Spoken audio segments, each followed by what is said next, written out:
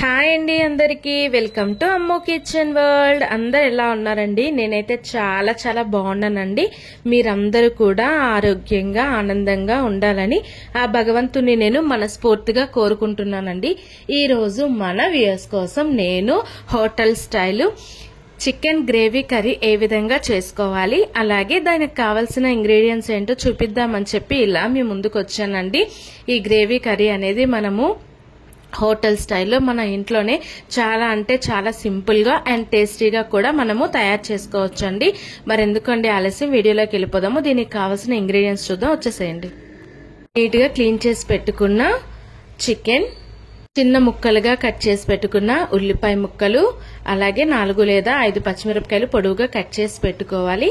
కొద్దిగా కరివేపాకు, సన్నగా కట్ చేసి పెట్టుకున్న కొద్దిగా కొత్తిమీర, అల్లం వెల్లుల్లి పేస్ట్, అలాగే కొద్దిగా ధనియాల పౌడర్, కొద్దిగా జీలకర్ర పౌడర్, కొద్దిగా పసుపు, ఇంకా కసూరి మేతి కొంచెం, గరం మసాలా కొద్దిగా,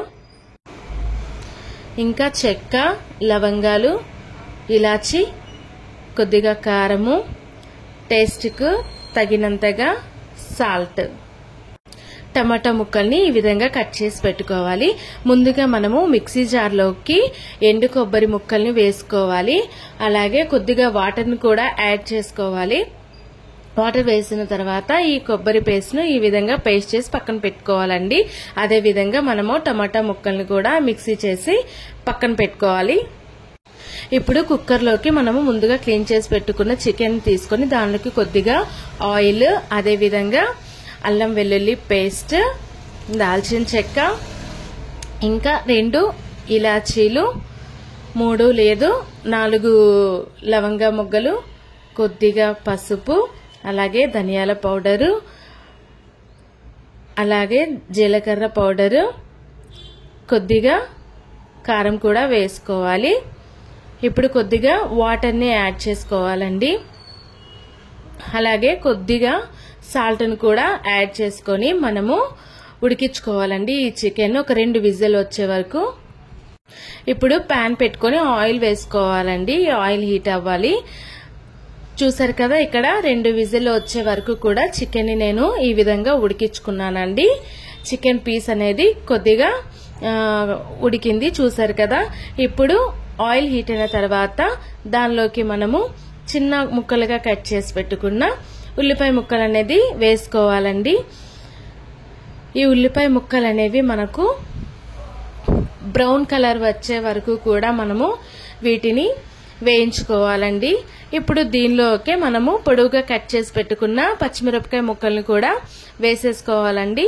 ఒక 2 నిమిషాల పాటు వీటిని కూడా వేయించుకోవాలి. ఇప్పుడు దీనిలోకి మనము కరివేపాకును కూడా యాడ్ చేసేసుకోవాలండి. ఇప్పుడు అల్లం వెల్లుల్లి పేస్ట్ కూడా వేసుకోవాలి. యాజ్ యూజువల్ అల్లం వెల్లుల్లి పేస్ట్ అనేది పచ్చివాసన పోయే వరకు కూడా మనము గ్యాస్ అనేది సిమ్లో పెట్టుకొని వేయించుకోవాలండి. ఇప్పుడు దీనిలోకే మనము కొద్దిగా పసుపును కూడా యాడ్ చేసేసుకోవాలండి. పసుపు వేసేసిన తర్వాత ముందుగా మనము పేస్ట్ చేసి పెట్టుకున్న కొబ్బరి పేస్ట్ను కూడా యాడ్ చేసేసుకోవాలండి.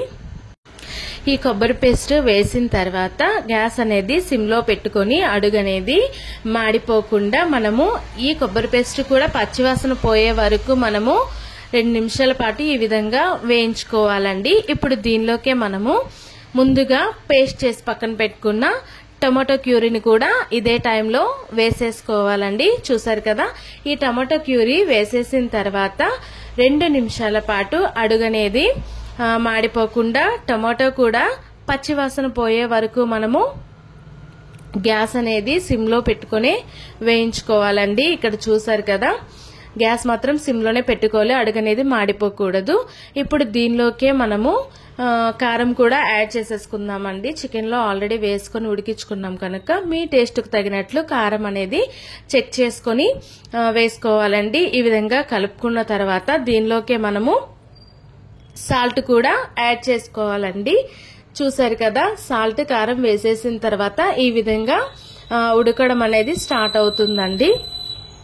ఇక్కడ మీరు ఒకసారి అబ్జర్వ్ చేసినట్లయితే ఆయిల్ అనేది ఈ విధంగా పైకి తేలుతున్నప్పుడు మనము ముందుగానే ఉడికించి పక్కన పెట్టుకున్న చికెన్ ని కూడా ఇదే టైంలో యాడ్ చేసేసుకోవాలండి. చూసారు కదా, టొమాటో అనేది పచ్చివాసన పోయే వరకు కూడా వేయించేసుకున్న తర్వాత మనము చికెన్ ని యాడ్ చేసుకోవాలండి. దీనిలోకి మనము జీలకర్ర పొడిని కూడా వేసేసుకోవాలి.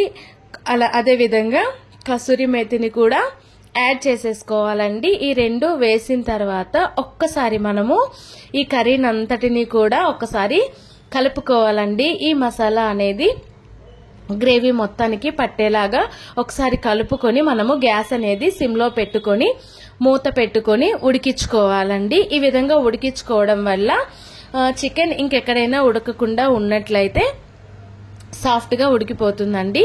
గ్రేవీ అనేది మనకి ఏ కన్సిస్టెన్సీలో కావాలో ఆ విధంగా మనము ఉడికించుకోవాలండి. చూసారు కదా, ఈ విధంగా ఉడికిన తర్వాత మనము దీనిలోకే కొత్తిమీరను కూడా యాడ్ చేసేసుకున్నామండి.